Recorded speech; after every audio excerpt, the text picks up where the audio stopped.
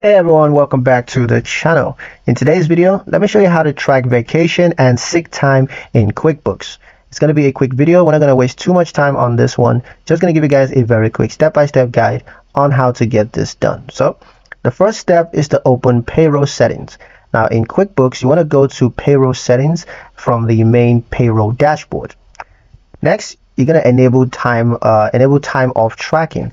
So look for time off policies or paid time off. That's the PTO settings. Turn on tracking for vacation and sick time. Next is to set accrual rules. You want to choose how time off is earned. It could be per paycheck, per hour worked, or annual lump sum. Set limits if applicable. Next is to assign to employees. So go to each employee's profile and assign the correct vacation and sick leave policy.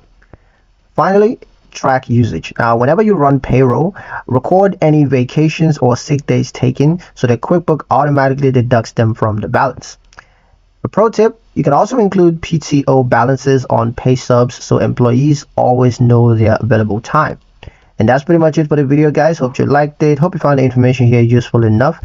If you did, like, share, and subscribe for more helpful tutorials. Thank you guys for watching, and I'll see you in the next one.